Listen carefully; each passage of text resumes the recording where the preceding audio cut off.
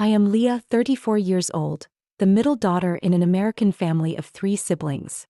I have been used to feeling looked down on ever since I was young. At home, my older brother, Christopher, now 41, was always the pride of my parents. He followed the exact path they wanted, graduated from Yale, then became a senior vice president at a well-known financial corporation in New York. His luxury condo in Manhattan and expensive vacations at Martha's Vineyard were constant talking points for my parents. Every time the family gathered, just mentioning his job or a few names from Wall Street was enough to make them beam with pride, as if the family's honor rested entirely on his shoulders. My younger sister, Natalie, now 30, chose a different road but just as quickly became the golden child in their eyes. She married Daniel, the only son of a family that owned a regional chain of banks. Natalie's lavish wedding even landed on the cover of a local bridal magazine, and since then her life has been filled with charity galas, golf clubs, and photo shoots in designer gowns. My parents often told their friends that Natalie had married smart, that she embodied every parent's dream, rich and socially admired. And then there was me, Leah, the middle child who never fit into the mold they built. Christopher was composed and strategic. Natalie was charming and knew how to impress. I was different. I always asked questions, always wanted to explore on my own, and never cared for the rules. That difference made me the black sheep of the family, the one who always came out poorly in comparisons. Even back in high school, the gap was obvious. Christopher was student body president, Natalie became homecoming queen, while I spent most of my time in the computer lab, tinkering with code and selling simple websites to local bookstores or corner shops in town. For me, it was joy, a spark of a bigger dream. But in my parents' eyes, it was just child's play, a hobby with no future. I still remember that night at 19 when I announced I wouldn't go to college like they expected. Instead, I would chase my own startup path. Dinner turned so silent I could hear the clinking of forks against plates. My father, David, finally said heavily, "You will regret this for the rest of your life." He wouldn't even look at me, his eyes fixed on the table. My mother sighed, while Christopher spoke in a pitying tone that I should be more realistic, instead of chasing foolish dreams. Natalie just smirked as if I were performing some bad joke. That night I sat alone in my room, tears falling on the handwritten business plans. But the pain quickly hardened into determination. I knew if I stayed, I would forever be forced into the mold they made for me. I needed to write my own story. So I left my hometown in Wisconsin with only $300 in my wallet and a burning ambition. I boarded a long-distance bus to Chicago, filled with fear yet brimming with hope. The years that followed were a journey Christopher and Natalie could never have imagined. They thought I had failed, living in some cramped apartment, scraping by with odd jobs. They repeated that assumption in family calls. Christopher once asked in his fake concern voice, "Do you have enough to cover rent?" Natalie handed me her old dresses from last year, saying, "You'll need these for job interviews." I only smiled, thanked them, and never corrected their version of my life. In my family's eyes, I remained the poor one, the daughter left behind on the track they believed was the only race worth running. My memory of the morning I left Cedarfield, that small town in Wisconsin, is still vivid in my mind. I was 24, clutching an old leather wallet with only $200 left and a bus ticket to Chicago. The sky was gray, the late October wind biting cold. My father, David, didn't bother to see me off, leaving only the harsh judgment from the night before, "You'll come back a failure." My mother stood on the porch, her eyes brimming with tears but saying nothing. That silence cut deeper than any criticism. Christopher already had his first job in New York and didn't even call. Natalie was busy preparing to get engaged to Daniel and couldn't care less where I was going. I remember sitting in the last row of the bus, a swirl of fear and excitement in my chest. I had no detailed plan, only the burning drive to prove my path wasn't a joke. Chicago rose before me like a massive maze, skyscrapers stacked one after another, crowds flowing endlessly. I rented a cramped room in an old housing complex on the west side, where winter winds slipped through every crack in the walls. In those first months, I did whatever I could to survive. Waiting tables at a cafe, packing boxes in a warehouse, even serving drinks at a noisy bar. Each night I came home, opened my beat-up laptop and coded late into the night, building demo websites for small shops in the neighborhood. There were times I thought I wouldn't make it. After 3 months, my savings barely covered rent and canned noodles. I took on a project for an electronics store, working 48 hours straight without sleep just to deliver on time. When they paid me $300, I held that check tight as tears streamed down my face. It wasn't about the money, it was proof I could survive on my own idea. My family still assumed I was barely scraping by. In one call, Christopher asked in his half-mocking tone, "You're still stuck in that dump, aren't you? Need me to send you some money?" I answered simply, "I can manage." Natalie sent me a worn-out business dress from last season with a note, "You'll need this for a real job interview." I laughed bitterly at the gift. In their eyes, I was still the stubborn girl destined to collapse sooner or later. But reality was different. I started getting more website contracts, then expanded into data security. Back then, small e-commerce businesses had no reliable protection, and I dove straight into that gap. Some months I barely slept, sitting in the dark room surrounded by sticky notes on the wall, juggling projects while teaching myself cybersecurity. I nearly went bankrupt twice.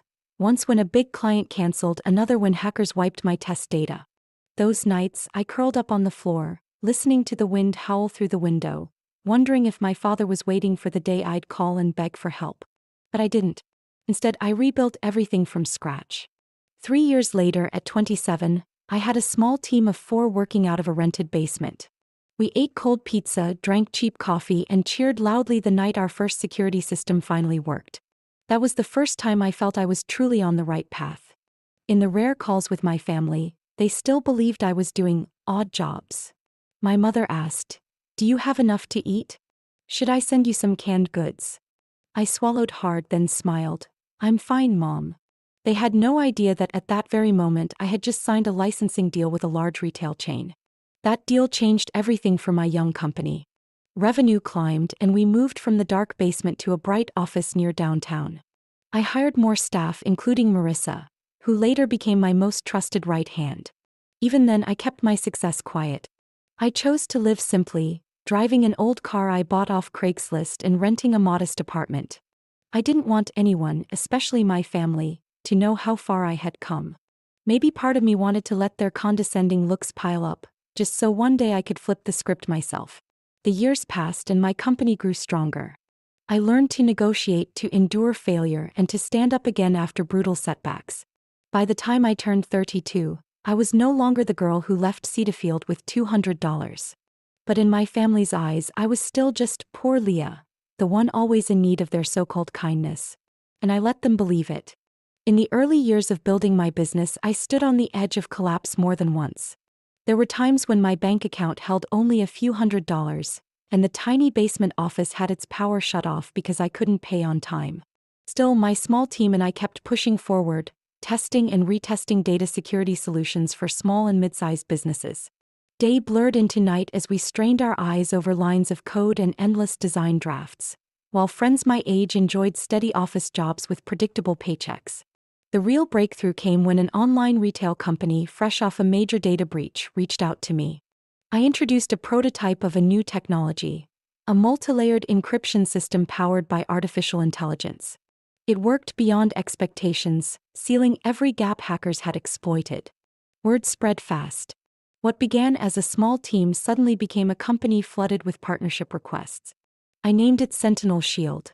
2 years later, we had a spacious office in downtown Chicago. I still lived modestly, driving a 10-year-old sedan and renting a normal apartment. But inside that office, a team was working day and night on technology that industry experts were starting to respect. By then I was 31, and for the first time, I dared to believe my dream was taking shape. That success deepened when I filed a patent for our proprietary security algorithm. It was the key that set Sentinel Shield apart. Soon, major corporations began to notice. I still remember the tense meeting with a venture capital firm in New York. They sat across from me, eyes skeptical, seeing only a young woman without an Ivy League degree, claiming she could change global security standards. I spoke calmly, without a trace of fear. And when my demo system blocked 3 simulated attacks in under 60 seconds, the entire room went silent. In that moment, I knew my position had shifted. Months later, a successful funding round pushed our valuation past $50 million. Then a leading tech giant from California made an offer. The number they placed on the table left me speechless for a few minutes. $52 million in cash, plus the right to retain equity and continue leading product development. I signed the deal on a summer afternoon, sunlight streaming through the glass windows, my chest swelling with emotions, relief, pride, and a sharp sense of conflict. I became a millionaire at 33. But the first thing I did wasn't buying a luxury car or a mansion. I pulled out a large sum to start a charitable foundation, building schools in underprivileged areas. I invested in medical cybersecurity research, helping small hospitals defend against cyber attacks. Money became a tool to fulfill the vow I had made at 24, to create real value, not just to prove myself. Yet to my family I was still Leah the failure. Every Thanksgiving and Christmas, I sat quietly as Christopher bragged about multi-million-dollar deals on Wall Street or Natalie boasted about vacations at beachfront villas. They never truly asked what I did, and if they did, it was just for form's sake. I chose silence. Something inside me wanted to keep that secret until the moment I decided to reveal it. Once at our mother's birthday dinner, Christopher leaned in, half joking, half serious. "Leah, if you need help paying your rent, just say so. I don't want you to feel embarrassed." I gripped my glass tightly, forcing a smile. "Thanks, but I'm fine." Fine. That word became the curtain hiding everything. They had no idea I had just signed a contract with a billion-dollar corporation. No idea my bank account could buy an entire stretch of land on the outskirts of Chicago. I stayed quiet, swallowing back every word I longed to say. I often asked myself why I chose silence. Maybe because the wounds from the past had never truly healed. In my parents' and siblings' eyes, I was still the girl who dropped out of college to chase a startup fantasy. And I let them go on believing it. In Chicago, I lived in a spacious apartment overlooking a park, fully furnished with every comfort. But every time I returned to Cedarfield, I carried a faded canvas bag, wore an old sweater, and slipped on scuffed shoes. They were so used to seeing me look plain, and I had no intention of changing that image. Partly because I felt comfortable, partly because I wanted them to cling to their illusions, so that when the truth finally surfaced, it would shake them to their core. One Thanksgiving, I drove home in a 10-year-old sedan, a car I had kept just for these visits. Christopher saw me step out from behind the wheel and immediately sneered with half pity, half scorn. "Leah, that car's about to fall apart. You're not planning on getting something better." I smiled and answered simply, "It still runs fine and I don't need more." That plain reply made him laugh, as if it confirmed every opinion they already held about me. Natalie gave me an old designer scarf, saying, "This will make you look more presentable for job interviews." I folded it neatly, thanked her, and said only, "Thanks." Those kinds of gifts kept coming. Outdated business suits, gift cards to discount clothing stores. I never refused because each time it only highlighted the gulf between what they thought of me and the reality I lived. While they believed I was barely scraping by, I actually held shares in a tech company worth tens of millions of dollars. At family dinners, I often sat quietly, listening to Christopher go on about the financial markets or Natalie gush about her vacations in the Florida Keys. They spoke to each other, laughed together, and occasionally turned to me with token questions. "Leah, how's work going these days?" I nodded, giving the same short reply, "Fine." Just one word, enough for them to move on without caring. That "fine" became my armor, hiding the truth that every month I funneled hundreds of thousands of dollars into education projects, that I owned a penthouse where the elevator opened directly onto the top floor. Sometimes I felt cruel letting my parents believe I was struggling. My mother once called, her voice worried. "Do you have enough to eat? Should I send you some dried goods?" I sat in my large kitchen, shelves stocked with fine wines and a refrigerator full to bursting, and gently answered, "I can manage, Mom." My father rarely called, but whenever we met, he slipped in words like blades. "Leah, don't you think it's time to get a real job?" I never argued, just smiled it off. I knew debate would change nothing. They had written a script for me and I let them keep performing it. But the longer I kept the secret, the heavier it grew. At my company, I was the CEO making million-dollar decisions with a staff ready to work overnight at my call. Back home, I was the pitted daughter, assumed to be counting pennies. That stark contrast choked me more than once, made me want to blurt out the truth. Yet I always swallowed it back. One Christmas dinner, Christopher boasted about the new condo he had bought in Manhattan for $7 million, then ended with, "Leah, if you need, I can loan you some money to get yourself a decent place." The whole table chuckled lightly as if it were a generous joke. I laughed too, but inside a storm surged. I wasn't angry that they underestimated me. I was angry that they had never once tried to see me as I really was. I lifted my head, met Christopher's gaze, and almost told him that my own apartment overlooked a vast city park and was worth many times what he was bragging about. But instead I raised my glass and replied softly, "I'll remember your offer." One February morning I got a call from Christopher. His voice was lower than usual, stripped of the arrogance he normally carried. "Leah, Mom just fell in the kitchen and broke her hip. And Dad's memory loss is progressing faster than expected. We need to sit down and talk about long-term care. I want you back in Cedarfield this weekend for a family meeting." I froze for a few seconds, heart pounding. In the past 10 years I had never been called back as an equal. But his next words snapped me back to reality. "Just contribute whatever you can. Natalie and I will handle most of it. You only need to put in a small symbolic amount." I could still hear the pity in his tone. Even when it came to our parents, he assumed I wasn't capable. I quietly replied, "All right, I'll be there this weekend." Hanging up, I stood by the window of my apartment in Chicago. Outside, snow blanketed the park, but inside me a storm was rising. I had been preparing for this return for years. But should I reveal everything? Or let them go on believing Leah was still struggling? 3 days later I boarded a bus back to Cedarfield. I made sure to carry my faded canvas bag, wear my old sweater and scuffed shoes. Every detail was calculated to reinforce the image of poor Leah. I wanted to hear their true thoughts before the truth came crashing down. When I stepped into the white 2-story house of my childhood, Christopher was at the door. He wore a gray cashmere sweater and crisp khakis, looking more like he was headed to a presentation than greeting his sister. He glanced at me from head to toe, lips pressed tight, then said, "You're late. Bus must have taken a while, huh?" I smirked, saying nothing. He picked up my canvas bag with 2 fingers as if afraid to dirty himself and continued, "Mom's resting in the living room, Dad's dozing in his chair. Go on in." Inside, Mom's face lit up when she saw me, though she was still weak. Dad looked thinner, his hair completely white, his eyes distant. I took his hand softly. "I'm home, Dad." He looked at me a moment, then smiled gently. "Leah, my girl." His trembling voice made my chest tighten. Despite the bitterness of the past, I had never stopped loving them. But love had always been tangled with sorrow at the favoritism they showed my siblings. That afternoon, Natalie arrived with her husband Daniel. Natalie was wrapped in an expensive knit dress with a designer scarf, Daniel carrying bags of gourmet groceries. She rushed to hug Mom, then launched into stories of their Florida vacation as if at a tea party. Seeing me, she smiled. "Leah, I'm glad you made it. We need to have a serious talk." Dinner had been catered from an upscale restaurant in town. Red wine, roast chicken, and salads filled the table. I helped Mom into her chair while Natalie patted my shoulder, saying with faux warmth, "You're thoughtful, Leah. Even if you can't contribute much money, at least you can help take care of Mom day to day." Heat rose in my chest, but I smiled. I wanted them to speak freely. Christopher sat at the head of the table, while Natalie and Daniel whispered about vacations and new property deals.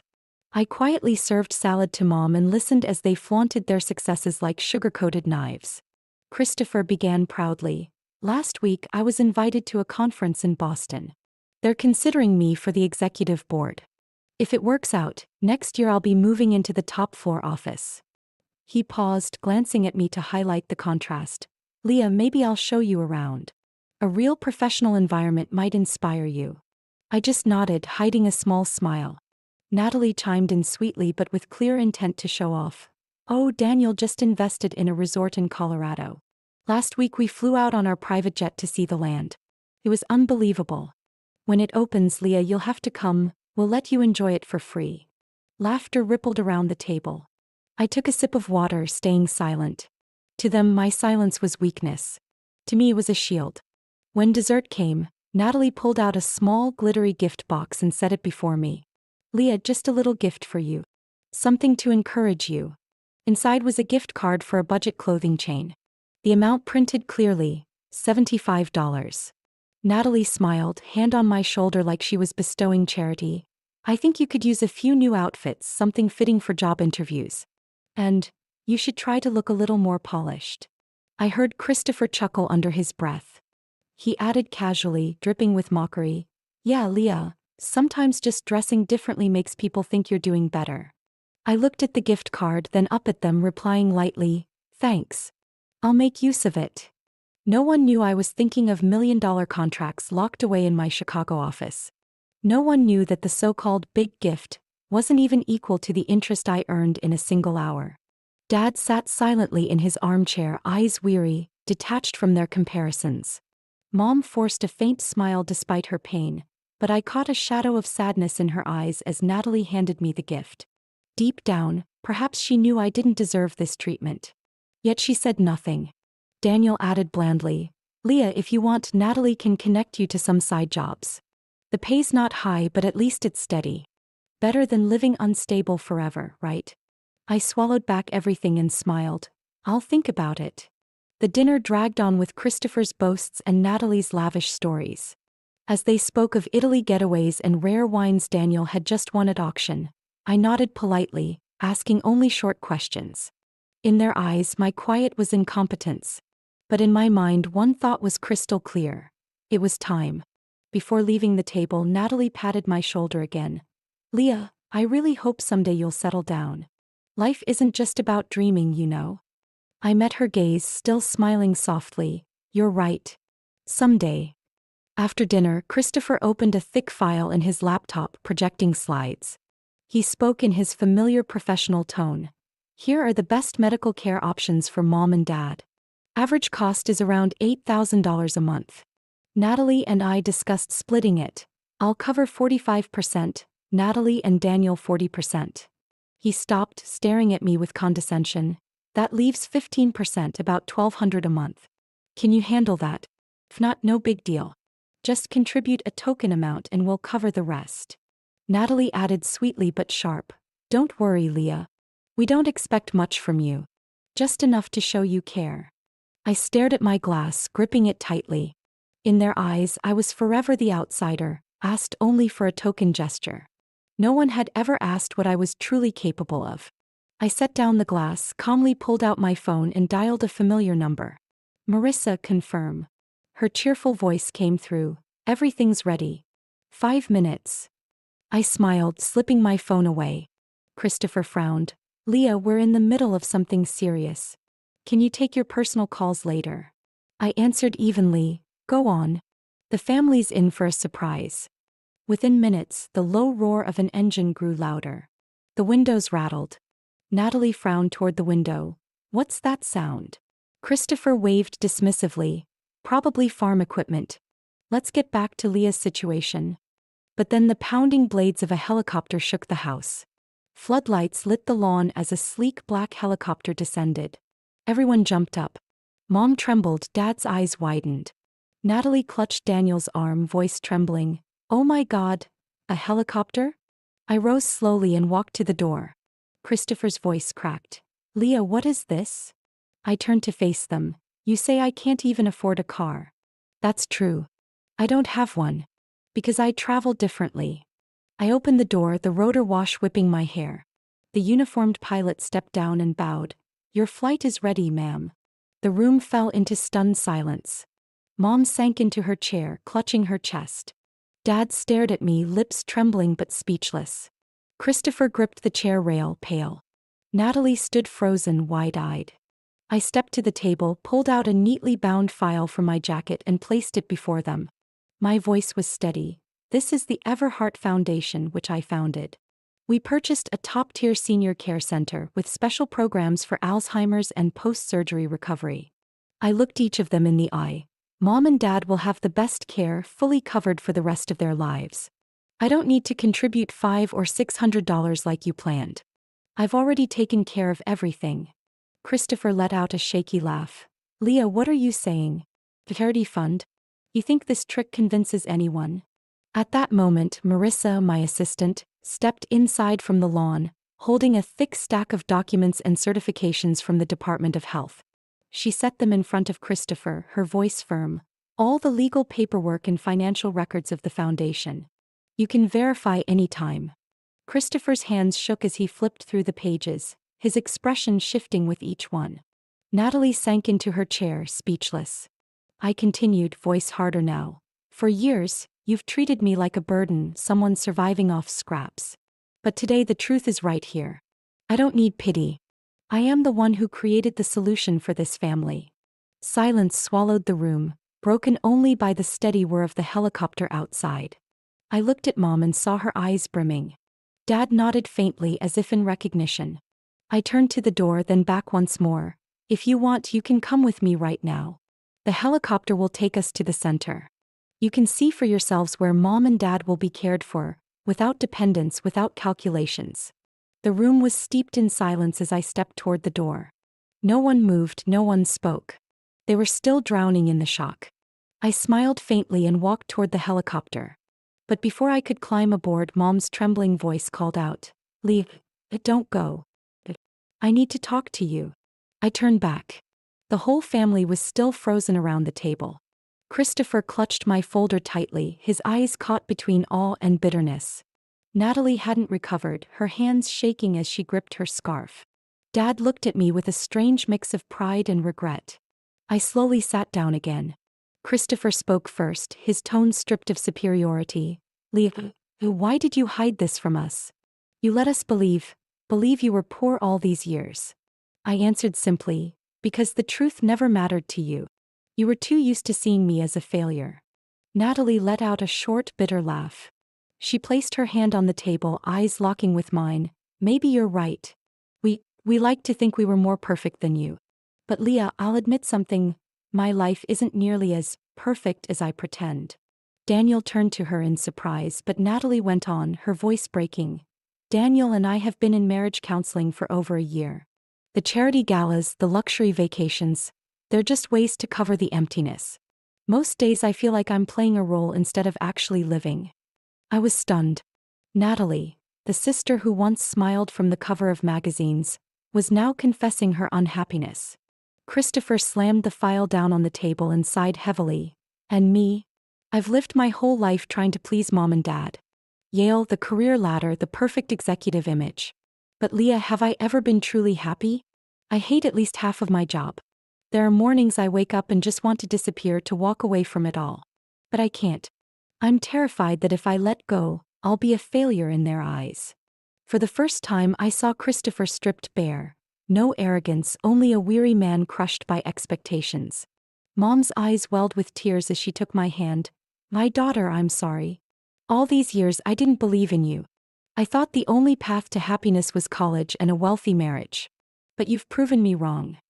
Dad nodded, his voice hoarse. "Leah, I was too harsh.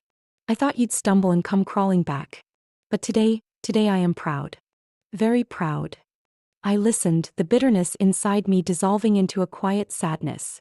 All those years of struggling to prove myself were finally acknowledged. But the cost had been years of misunderstanding and disdain. Natalie spoke softly. "Leah, I know I was wrong giving you that gift card. Honestly, I just wanted to keep the image of being the successful sister helping her poor sibling. I wanted to shine brighter. Now I feel ashamed."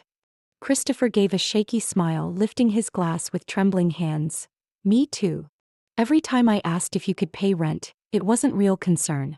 It was just to feel superior. I owe you an apology." I looked at them, feeling both distant and familiar. They were no longer the flawless idols of our parents, but flawed, tired, even fractured human beings. "I don't need apologies," I said slowly. "I just need you to see me for who I am. Nothing more, nothing less." Mom broke into sobs and Dad pushed himself up to embrace me tightly. He whispered, "Leah, my daughter. I finally see you." The air in the living room shifted. For the first time in years I didn't feel like the outsider in my own family. The three of us sat together, no roles, no comparisons, only raw truth. And in that moment I realized, the shock I had delivered didn't just humble them, it forced them to face their own supposedly perfect lives. Christopher leaned back in his chair, the tension draining from his face. Natalie twisted her wedding ring, her eyes unsettled as if trying to make peace with herself. I looked around and saw both Mom and Dad sitting silently. Mom dabbed her red eyes with a tissue, while Dad gripped my hand as though letting go meant losing me. I spoke slowly. If we really want to change, it has to start today. No more comparisons, no more putting someone down just to make ourselves shine brighter. I've lived like a shadow for too many years, and I won't let that continue. Christopher nodded slightly. He sighed and for the first time let go of his pride. I agree. I'll try to live more honestly with myself, and be grateful for what you've done for Mom and Dad. Natalie looked at me, her voice trembling. Leah, I'm sorry for all the times I hurt you. I want to start over, not as rivals but as real sisters. I stayed quiet for a moment, then nodded. Not because apologies could erase the wounds, but because I realized everyone deserves a second chance. Marissa stepped in and gently reminded me, the helicopter is ready, Leah. We can fly to the care facility anytime. I turned to my parents, then to Christopher and Natalie. Do you want to come? To see for yourselves where Mom and Dad will be cared for, not with calculations over dollars, but with complete peace of mind. Christopher hesitated, then stood. I'll go.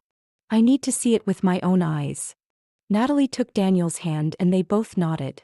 When the whole family stepped onto the lawn, the rotor wash whipping our hair, I saw no trace of scorn in their eyes anymore. Instead, there was curiosity mixed with respect. We flew together to the medical center my foundation had built. As we landed, the sight of green trees and glowing windows brought tears to Mom's eyes. Leah, this is the place you prepared for us? I nodded, squeezing her hand. Yes, Mom. Everything here is ready so you and Dad can live comfortably and safely without worry. Dad walked slowly through the small garden, touched a wooden bench under the arbor, and his eyes lit up. He turned back to me, his voice deep but steady. Daughter, this is the first time I feel truly at peace about our future. Those words broke my heart open. After years of enduring contempt, one acknowledgement was enough to bring me to tears. As we sat in the reception room, I handed them a folder. The Everhart Foundation has signed a financial commitment to cover Mom and Dad's care for life. None of us needs to divide expenses anymore. Christopher held the file, speechless. He lifted his eyes to me, speaking slowly. Leah, I used to think success only mattered when you stood at the top of a career ladder. But today I see real value lies in how we use that success to love others. Natalie held Mom's hand and whispered, I want to be part of the foundation too. Not to show off, but to finally do something that matters. I smiled, seeing sincerity in her words for the first time. That evening when we returned to Cedarfield, the air felt lighter. No comparisons, no forced smiles. We sat together simply as a family. Mom reminisced about childhood stories. Dad chimed in with old tales that made us laugh. Christopher no longer bragged about his title. Natalie stopped talking about parties. They listened as I shared my journey, truly wanting to know who I was. Late at night, as I stepped onto the porch under the golden glow of the lights, Christopher joined me with 2 cups of coffee. Sitting beside me, he said quietly, Leah, you've changed everything. Not just for Mom and Dad, but for me and Natalie too. We can't erase the years behind us, but I want us to live honestly as real siblings from now on. I lifted my cup, clinked it lightly against his, and felt a relief I had never known. For the first time I understood. Wealth isn't in bank accounts or luxury homes. It's in this moment, when family removes the masks, when true feelings are finally acknowledged. I closed my eyes, letting the cold night wind brush past, and smiled inside. At last, Leah had found something far more precious than any fortune, genuine connection. In real life, many of us have been underestimated simply because we didn't follow the familiar path our families or society expected. Leah's story reminds us that success isn't always measured by wealth, titles, or appearances. True value lies in living authentically and using what we've achieved to love and share. When the masks are removed, what remains isn't status. It's genuine love and mutual respect within a family. What do you think about Leah's story and the changes in her family? Share your thoughts below. I'd love to hear your perspective. And don't forget to follow the channel to keep exploring more heartfelt stories about family life.